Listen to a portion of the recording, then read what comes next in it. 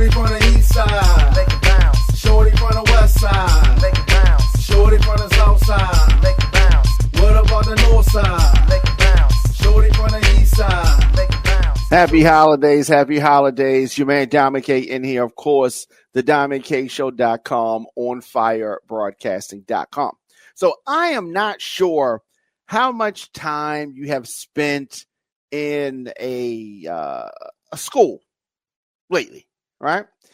Cell phones are a constant issue that administrators and teachers are faced with. And the cell phone restrictions in Baltimore County schools has been successful so far. They have this pilot program going on in Baltimore County. So the purpose of this is to get cell phones out of the hands of students during class time in Baltimore County.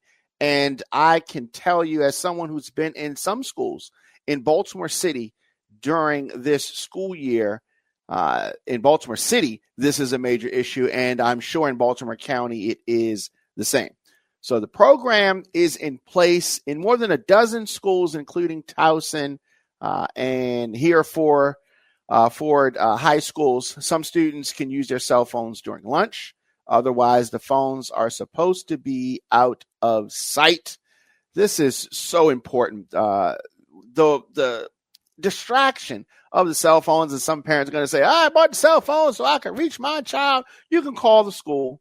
They can call to the classroom and have the student come to the office or check on whatever is necessary, right? But it is the students that are using the phones during class time. Teachers are not supposed to be spending precious time engaging in this back and forth with students over their cell phones. So some districts across the United States, the school districts, have actually implemented or plan to implement their own policies on this subject. So I am anxious and curious to hear your thoughts. Should students be allowed to have cell phones in school during class time? Let me know your thoughts, of course, in the comment section. Instagram, Facebook, Twitter, LinkedIn, TikTok at The Diamond K Show, or online, djdiamondk@gmail.com. So the President Joe Biden, yes, Biden is still president. For those that seem to forget, Biden is still president until January 20th, somewhere along that. So there has been this uproar in politics in D.C. about the shutting down of the government. And it seems that we are always here.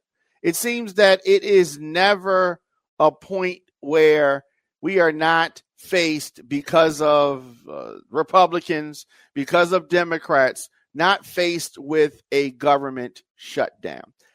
And we were on the brink again. Seems like we're always on the brink. And Democrats have to bail out Republicans in this regard. So we were facing a government shutdown deadline. The Senate rushed through the final passage early today of a bipartisan plan. That means Republicans and Democrats had a negotiation on a plan that would temporarily fund the federal operations, disaster aid. And,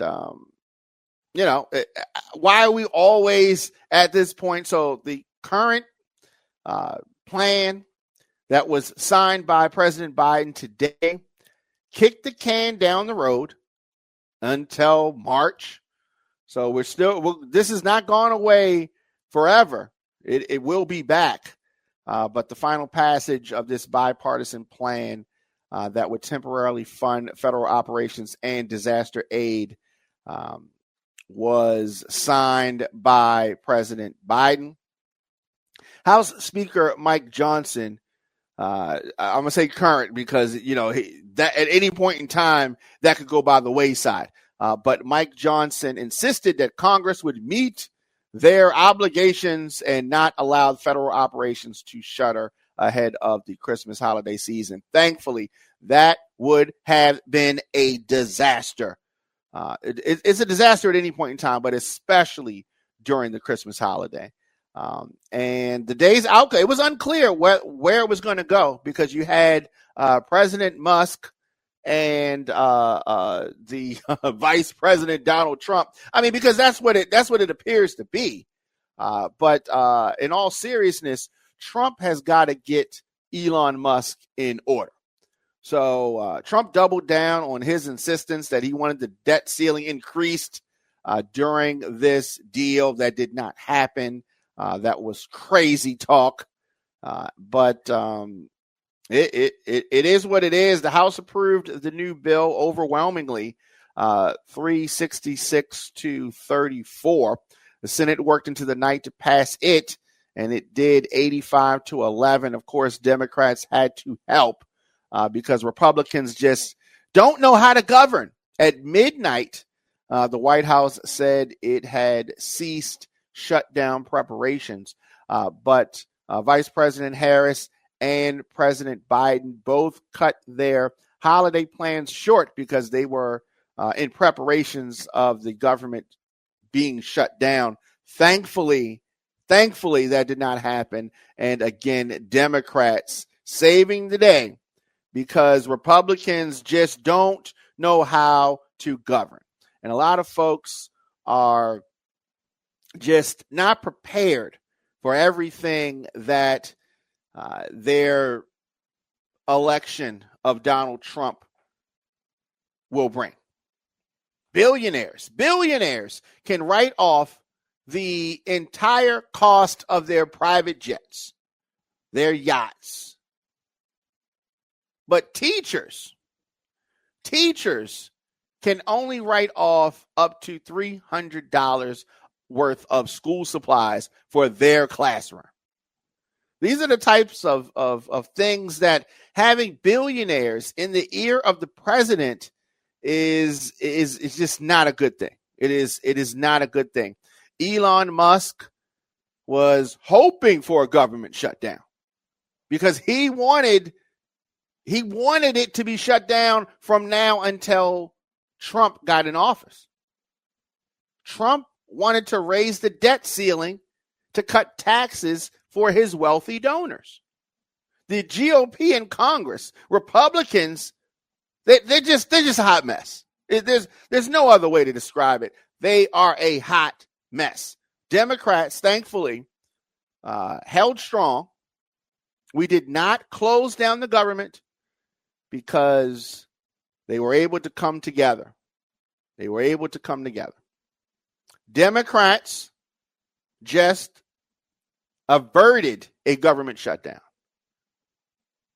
Musk and Trump failed to get what they demanded. They were trying to push around, intimidate the Republican caucus. They were unable to do that. Republicans threatened to stop paying millions of workers, and Democrats once again showed that they are the only adults in the room. I mean, what else is there? They're the only adults in the room. So on. Now, the Pentagon said a few days ago that there was a mistake. Can you believe that? They made a mistake that 2,000 American troops are actually in Syria, more than twice the number that officials had cited for months. So if the Pentagon is saying that there are not 900 but 2,000 American troops, then there's probably close to 4,000. Why the Defense Department delayed disclosing the number is unclear. I guess they didn't want people to get riled up. Why the truth would rile them up in this instance, I do not know. Major General Pat Ryder, the Pentagon press secretary, told reporters that he became aware of the additional troops on Thursday morning. The Major General became aware of the additional troops on Thursday morning. They are in Syria on a what he called temporary basis. He said to support what he called the core official deployed forces participating in the Pentagon's mission to keep Islamic State forces from reconstituting. If that's what the mission is, I think that all Americans would support that. So why not give the truth? Why this cloak? This cloak over the transparency that needs to be shared with the American people. In a time like this, a time like today, we cannot afford to have anything like that going on. General Ryder said that the increase in the number of troops was unrelated to the fall of President Bashar al-Assad to the rebel forces that happened earlier this month. Of course, but mysteriously it comes out right at the time when we are, having some type of action about this turnover in Syria. As we are trying to deal with the aftermath of this occurrence, this is when it comes out that the number that we've been given for months and months, oh yeah, that's not even, that's not true. That's not the actual number. How ironic it is at this point in time that it comes out that we have been, I hate to say lied to, but what else can we say? What else can we call it other than lied to? No need for that. Come on, guys and girls. Let's be upfront about what we are doing in Syria and abroad. You can level with the American people. Your man Diamond K, of course, in here, the DiamondKShow.com, onfirebroadcasting.com. I am here 6 p.m. to 8 p.m. daily to give you my take on things. And before we get out of here, another story that we've been talking about on social media, and I definitely wanted to talk about it now. The top uniformed police officer in New York City has stepped down, resigning yesterday. And I don't know, but there's a lot going on with this. There's a lot going on with this. And with this type of controversy that we're facing, I mean, he has the credentials now. He could be an appointee in the Trump administration. Why do I say that? So feds have been probing claims of sexual misconduct and gross overtime. And during this, the top uniformed police officer in New York's police department has resigned amid allegations that he demanded sex from a subordinate in exchange for the opportunity to earn extra pay.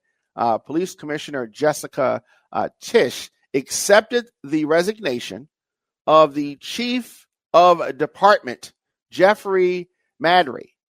So this happened last night, effective immediately, according to an emailed statement from the police department today.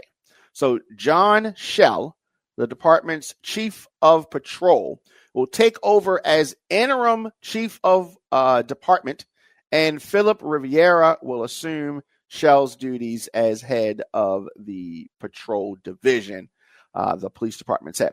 So the department is not giving a lot of details.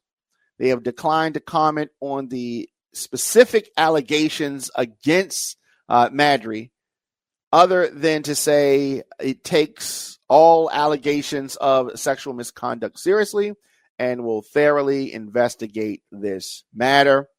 The attorney for his accuser, Lieutenant Epps, says that the move was overdue. The attorney, she says through her attorney, that this should have been done a long time ago. And this has been years in the making, this kind of behavior. This is not a shock for anyone who understands how things work in this department.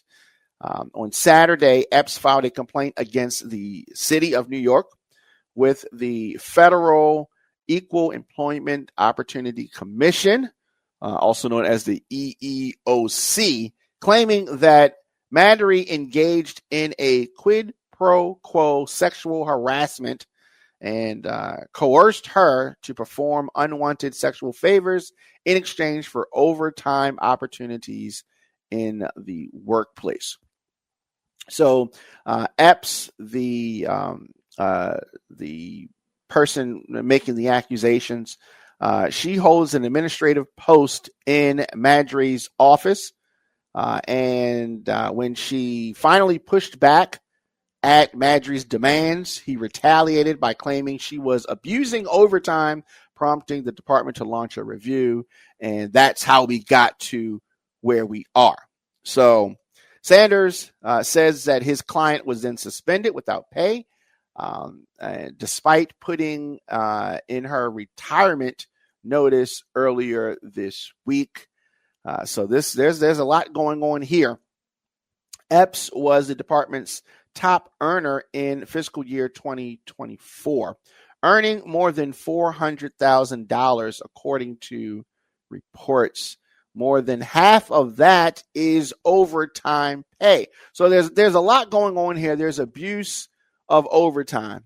And whether she is actually a victim, whether she was caught and is now saying this, something needs to be investigated here. So we talk about the police department and back the blue and all that kind of stuff, but this level of corruption cannot go, just by the wayside and just be ignored. So a spokesperson for the department naturally declined to comment on this complaint, but Manhattan District Attorney Alvin Bragg's office said that they are investigating. These are serious and disturbing claims that allegedly occurred in the NYPD headquarters in Manhattan. Eric Adams, speaking of corruption, alleged corruption, a former police captain said at an unrelated event today that the allegations against Madry were extremely concerning and alarming. You don't say, Eric Adams. He also said that the department was conducting a full review, and that was something that the New York Post reported. So Madry's attorney did not respond to a request for comment on the various allegations. In a statement to the New York Post, who really broke this whole scandal, just broke it, he dismissed Epps' claims and called them completely meritless. So he's denying these things. And this is going to be a back and forth. Now, hopefully, if these things are true, this high-profile resignation should mark the beginning of a cultural shift to eliminate that persuasive environment of harassment and retaliation that exists in so many of these good old boy networks, and the NYPD long rumored to be exactly that. So a former officer has also claimed that Madry coerced her into a years-long affair while he was her supervisor, though that case was dismissed by a state judge last month, also reported by the New York Post and others. So this guy is a lightning rod for controversy and very serious allegations.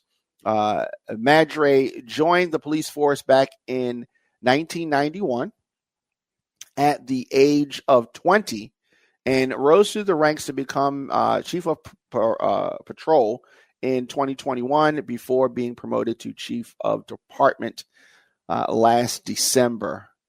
The chief of department is charged with overseeing the department's crime-fighting strategies, quality of life initiatives, and operational plans, according to Tish's announcement today. The chief of Patrol manages the department's largest bureau, which consists of 15,000 uniformed police officers and 3,000 civilians. So this is a big deal.